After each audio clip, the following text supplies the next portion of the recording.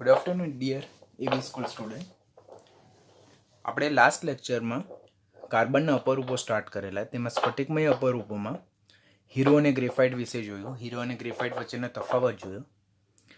હવે કાર્બનનું ત્રીજું સ્ફટિકમય અપરૂપ કે જે કોમ્પિટિટિવ પોઈન્ટ ઓફ વ્યૂ પણ ઘણું ઇમ્પોર્ટન્ટ છે, તેના વિશે લર્ન કરવાના છે આજના લેક્ચરમાં આપણે. That's a fullerene. તમને શોર્ટલી ખબર હોય તે અનુસાર, કદાચ તમે 9th અને 10thમાં લર્ન કર્યું હોય, ફુલેરિન એ 1985માં H.W. ક્રોટો, ઈ સ્મોલી અને R.F. કલ નામના વૈજ્ઞાનિકે ફુલેરિનની શોધ કરેલી હતી. એટલે જનરલી સાલ અને વૈજ્ઞાનિકના રિલેટેડ ક્વેશ્ચન જનરલી નીટમાં પૂછાતા નથી, પરંતુ આપણે એક વખત ધ્યાન રાખવાનું. સેકન્ડ પોઈન્ટ, એ કાર્બનનું સ્ફટિકમય અપરૂપ છે અને એકમાત્ર શુદ્ધ સ્ફટિકમય સ્વરૂપ છે. કાર્બનના 3 સ્ફટિકમય સ્વરૂપ અપરૂપ વિશે વાત કરી આપણે. એક છે હીરો, સેકન્ડ વન છે ગ્રેફાઇટ અને 3 છે ફુલેરિન. તો હવે અહીંયાથી નીટ લેવલનો ક્વેશ્ચન પૂછાય, કાર્બનનું કયું અપરૂપ એ સૌથી શુદ્ધ છે or that is most pure in nature? તો ધેટ્સ અ ફુલેરિન.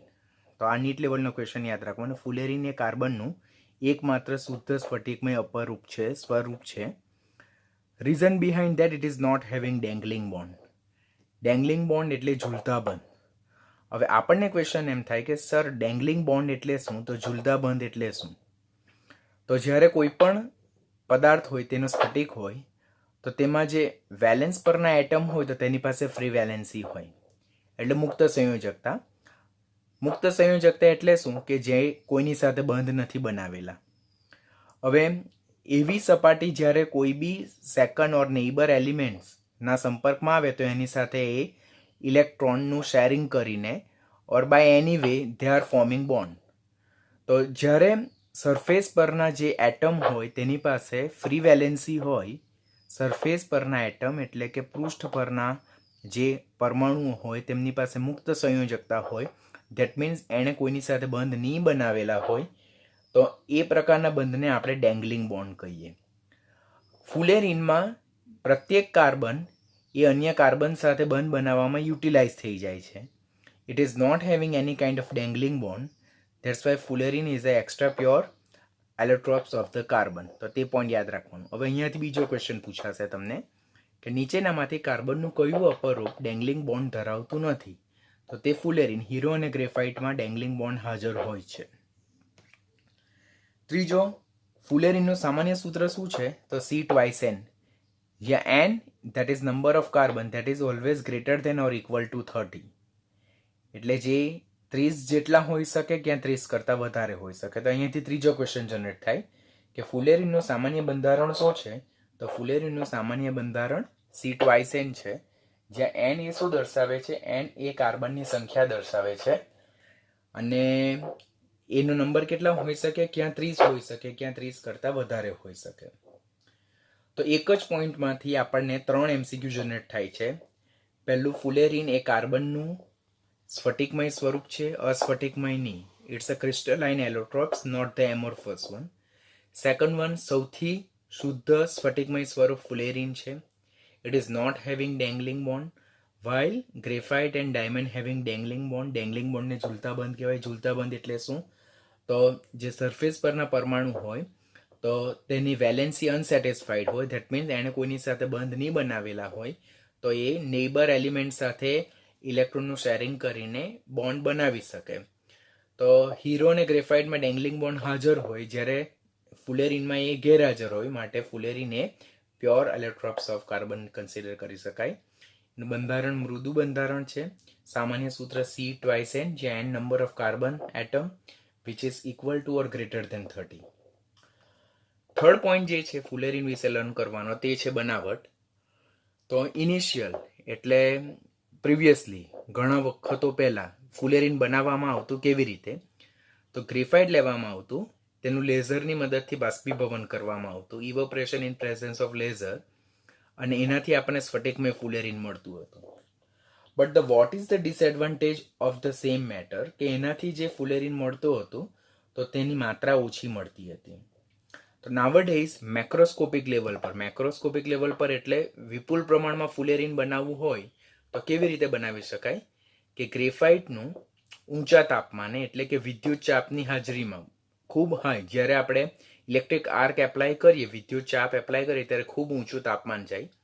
તો ગ્રેફાઇટનું ખૂબ ઊંચા તાપમાને હિલિયમ અને આર્ગન જેવા નિષ્ક્રિય વાતાવરણમાં જો આપણે હીટિંગ કરીએ તો એમાંથી આપણને વેપર ફેઝમાં એટલે કે બાષ્પ સ્વરૂપમાં CN અણુઓ મળશે. બાષ્પ સ્વરૂપમાં CN. હવે કાર્બનની બાષ્પ આપણને ક્યારે મળશે? જ્યારે ગ્રેફાઇટનું આપણે ઇલેક્ટ્રિક આર્કની મદદથી હીટિંગ કરવાનું, નિષ્ક્રિય વાયુઓના વાતાવરણમાં એટલે ઇનર્ટ એટમોસ્ફિયર રાખવાનું, તો તેનાથી આપણને કાર્બનની બાષ્પ સ્વરૂપ મળે અને એ બાષ્પમાં CN અણુ હોય. એનું જો કન્ડેન્સેશન કરવામાં આવે એટલે કે સંઘનન કરવામાં આવે એટલે એ બાષ્પને ઠંડી પાડવામાં આવે તો આપણને સૂટી મટીરિયલ મળે. સૂટી મટીરિયલ એટલે કે મેશવાળા પદાર્થો મળે, ધુમાડાયુક્ત પદાર્થો મળે, જે જનરલી મુખ્યત્વે મેજર પ્રમાણમાં C60 ફુલેરીન ધરાવે, થોડા પ્રમાણમાં C70 ફુલેરીન ધરાવે અને અતિ અલ્પ પ્રમાણમાં 350 કે તેથી વધુ બેકી સંખ્યામાં કાર્બન ધરાવતા ફુલેરીન સંયોજનો મળે. આપણને આ જે સૂટી મટીરિયલ મળે એટલે કે મેશ વાળો કાર્બનનો જે પદાર્થ મળે છે તેમાં કયા કયા ફુલેરીનનું મિશ્રણ મળે?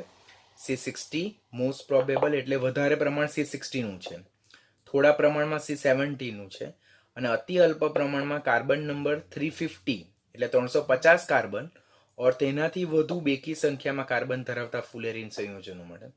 એટલે આ જે મિશ્રણ છે તેમાં મુખ્યત્વે તો ફુલેરીન C60 જ છે.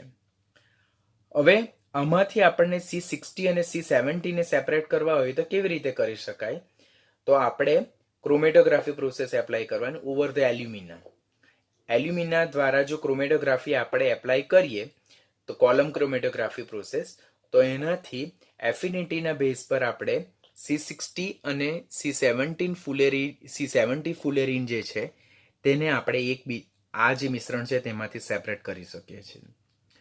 ઓવરઓલ બનાવટને જો ફરીથી રિવાઇઝ કરીએ તો ગ્રેફાઇટનું વિદ્યુત ચાપની હાજરીમાં હીટિંગ કરવાનું, નિષ્ક્રિય વાયુના વાતાવરણમાં આપણને CN અણુ ધરાવતી કાર્બનની બાષ્પ મળશે, તેને ઠંડી પાડવાની સંઘનન પ્રોસેસ, કન્ડેન્સેશન પ્રોસેસ, તેનાથી સૂટી મટીરિયલ મેશવાળો પદાર્થ મળે જે જુદા જુદા ફુલેરીનનું મિશ્રણ ધરાવે, જેમાં મુખ્યત્વે C60 અને થોડા પ્રમાણમાં C70 હોય અને તેનું એલ્યુમિના દ્વારા જો કોલમ ક્રોમેટોગ્રાફી દ્વારા સેપરેશન કરવામાં આવે તો આપણને C60 અને C70 ને મિશ્રણમાંથી આપણે અલગ સેપરેટ કરી શકીએ છીએ.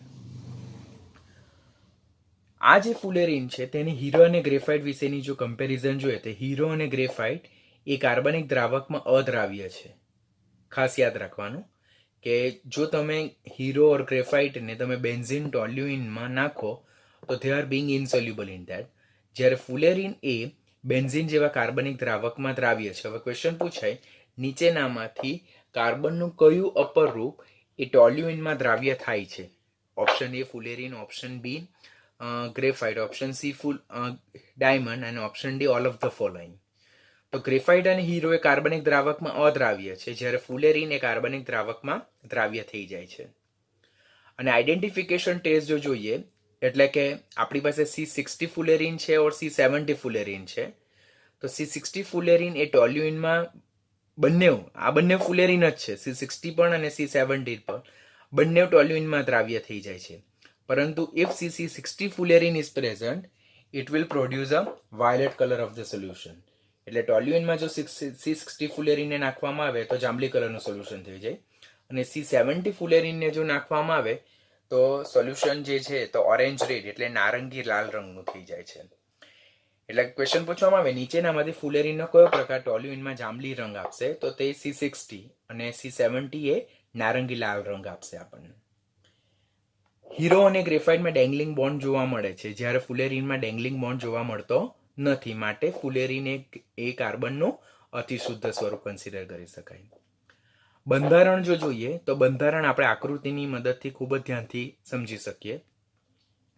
ફુલેરીન સંયોજનો એ પિંજર જેવા અણુઓ હોય, પિંજરા જેવું બંધારણ હોય. તેમાં બધા જ પ્રકારના ફુલેરીનમાં જે C60 ફુલેરીન છે, C60 ટાઈપ ઓફ ફુલેરીન એ સૌથી વધુ સ્થાયી છે. That is also NEET base question કે નીચેનામાંથી ફુલેરીનનું કયું સ્વરૂપ સૌથી વધુ સ્થાયી છે? તો ધેટ ઇઝ C60 ફુલેરીન છે. હવે આ C60 અણુનો આકાર સોકર બોલ જેવો, ફૂટબોલ જેવો આકાર તમને દેખાય છે. ક્લિયરલી વિઝિબલ, તમને આપણને જોતા જ ખબર પડી છે કે it's like a football shape. તે સોકર બોલ જેવો છે, ફૂટબોલ જેવો છે, માટે એને બકમિનિસ્ટર ફુલેરીન ઓર બકી બોલ પણ કહેવામાં આવે છે. C60 ફુલેરીન જે છે, તો હવે આપણે આ બંધારણ જે જોઈએ તો આપણને ખબર પડે કે આ એક રિંગને આપણે જોઈએ તો 1 2 3 4 5 અને 6 આ 6 સભ્યવાળી રિંગ છે. એની બાજુમાં આ પણ 6 સભ્યવાળી, પણ આ રિંગ અને આ રિંગને તમે આઈડેન્ટિફાઈ કરો, જો ધ્યાનથી તમે ઓબ્ઝર્વ કરશો તો it is having 1 2 3 4 and 5. It is also having 1 2 3 4 5. તો ફુલેરીનમાં કેટલા સભ્યવાળી રિંગ જોવા મળે? 6 સભ્યવાળી રિંગ જોવા મળે અને 5 સભ્યવાળી રિંગ જોવા મળે.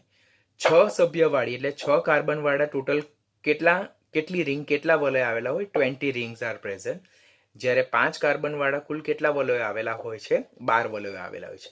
તો ટ્રુ અને ફોલ્સમાં આવા ક્વેશ્ચન પૂછાશે, તમને અલ્ટરનેટ કરી નાખશે કે ફુલેરીનમાં 5 કાર્બનવાળા 20 વલયો અને 6 કાર્બનવાળા 12 વલયો આપેલ છે, તો સ્ટેટમેન્ટ રોંગ. એકદમ નિયર અબાઉટ આન્સર છે કે 6 કાર્બનવાળા 20 વલયો છે અને 5 કાર્બનવાળા 12 વલયો છે. You have two remember any how. 6 કાર્બનવાળા આ 6 કાર્બન છે એટલે 6 સભ્યવાળી 20 રિંગ આવેલી છે એમાં ફુલેરીનના આખા બંધારણમાં, અણુમાં. C60 ફુલેરીનની વાત કરીએ, જ્યારે 5 સભ્યવાળી એટલે કે 5 મેમ્બર્ડ એટલે કે 5 કાર્બનવાળી કુલ 12 રિંગ આવેલી છે. હવે અહીંયા આકૃતિને જોવાની, તો જે 5 સભ્યવાળી રિંગ છે તો તેના સરાઉન્ડિંગમાં 1 2 3 4 5 5 રિંગ આવેલી છે. તે 5 રિંગ 6 સભ્યવાળી રિંગ છે. એટલે કે 5 membered ring is surrounded by 6 membered ring. એટલે 5 સભ્યવાળી રિંગ જે છે તેના સરાઉન્ડિંગમાં બધી જ રિંગ કેવી છે? 6 સભ્યવાળી રિંગ છે. પરંતુ 6 સભ્યવાળી રિંગ છે તેની સરાઉન્ડિંગમાં 5 અને 6 બંને સભ્યવાળી રિંગ છે. હવે આ છે તે 6 સભ્યવાળી રિંગ, તો એની બાજુમાં 6 વાળી, એની બાજુમાં 5 વાળી, એની બાજુમાં 6 વાળી, 5 વાળી, 6 વાળી અને 5 વાળી, અલ્ટરનેટ.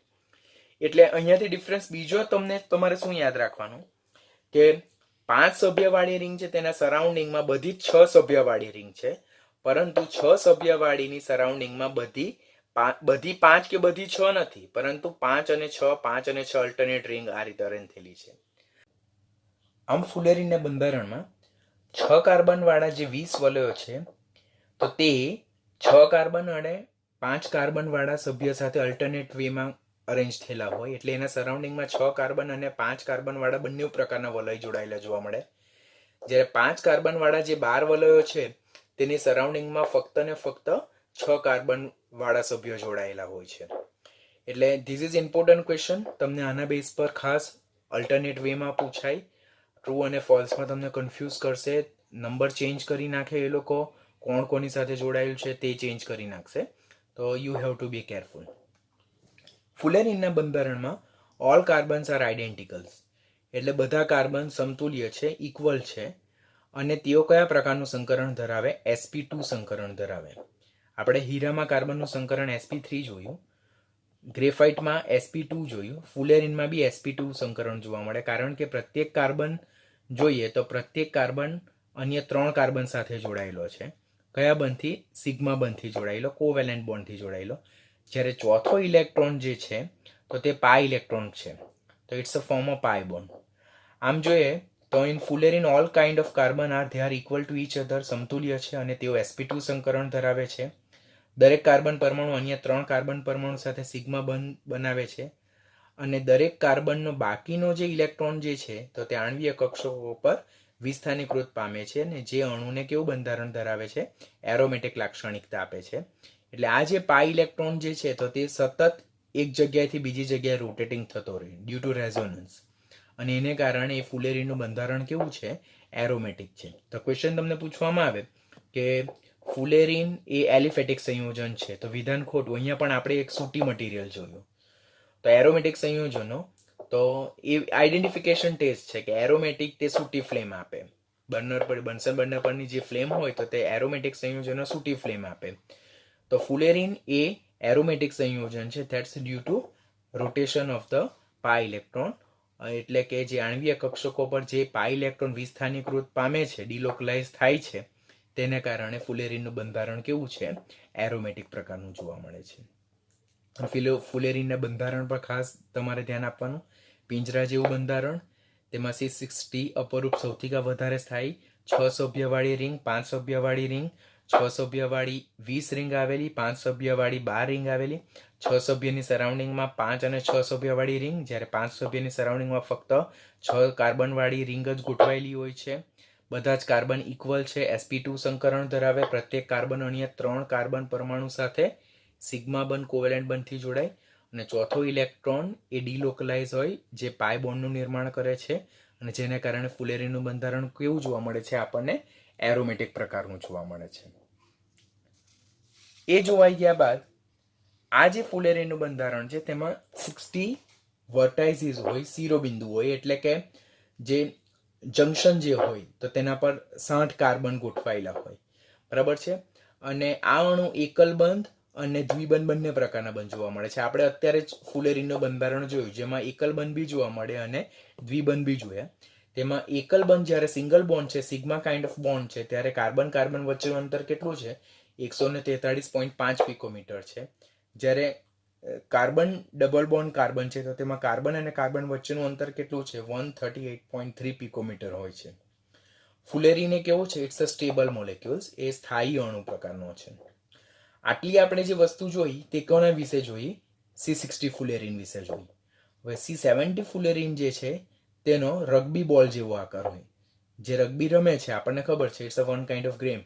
તો રગ્બીનો બોલ જે છે તેના જેવો C70 ફુલેરીનનો આકાર હોય. તેમાં 12 એ 5 કાર્બનવાળી રિંગ છે, જ્યારે 25 એ 6 કાર્બનવાળી રિંગ છે. આપણે અગાડી ફુલેરીન જોયું તો તેમાં 6 કાર્બનવાળી 20 રિંગ હતી. C60માં 6 કાર્બનવાળી કેટલી રિંગ હતી? 20 રિંગ હતી, જ્યારે આમાં 6 કાર્બનવાળી 25 છે. પેલામાં 5 કાર્બનવાળી 12 હતી, તો આમાં બી 5 કાર્બનવાળી 12 છે. તો અહીંયા ડિફરન્સ ખાલી અહીંયા નો આવે, પેલામાં 20 છે ને આમાં 25 છે. That is the only difference. ગુણધર્મો જોઈએ તો ફુલેરીન કેવા પ્રકારનું છે? તો એ સહસંયોજક પ્રકારનું છે. સહસંયોજક હોવાથી એ કાર્બનિક દ્રાવકમાં શું થઈ જાય? દ્રાવ્ય થઈ જાય છે. તે સમૂહ એકના તત્વો સાથે, એટલે કે લાઈક પોટેશિયમ સાથે K3C60 નામનું સંયોજન બનાવે, અને 18 કેલ્વિનથી નીચા તાપમાને સુપર કંડક્ટરની જેમ વર્તે. સુપર કંડક્ટર એટલે અતિ સુવાહક કે જેમાં ઝીરો રેઝિસ્ટન્સ હોય, શૂન્ય અવરોધ જોવા મળે. એ ઓસ્મિયમ ટેટ્રોક્સાઇડ સાથે પણ પ્રક્રિયા કરી શકે છે અને પ્લેટિનમ યુક્ત સંકીર્ણ પણ રચી શકે છે. This is generally not much important question, પણ આપણે એક વખત જો રીડ કર્યું હોય ને જો ક્વેશ્ચન પૂછાય તો આપણને એના રિલેટેડ આવડે.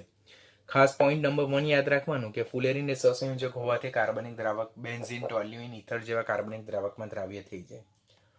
ઉપયોગો not much it is useful, but it is widely used in a nanotechnology. What do you mean by nanotechnology? That's none of our syllabus question. ખાલી આપણે એનું નામ યાદ રાખવાનું કે ફુલેરીનનો ઉપયોગ શેમાં થાય છે? નેનોટેકનોલોજીમાં થાય છે. જો સમરી ટેબલ જોઈએ આપણે તો કાર્બનના સ્ફટિકમય અપરૂપોમાં હીરો, ગ્રેફાઇટ અને ફુલેરીન છે. તેમાં હીરોમાં કાર્બનનું સંકરણ sp3, જ્યારે ગ્રેફાઇટ અને ફુલેરીનમાં sp2 છે. હીરામાં કાર્બન કાર્બનની બંધ લંબાઈ કેટલી? 154 છે. ગ્રેફાઇટમાં 141.5 છે.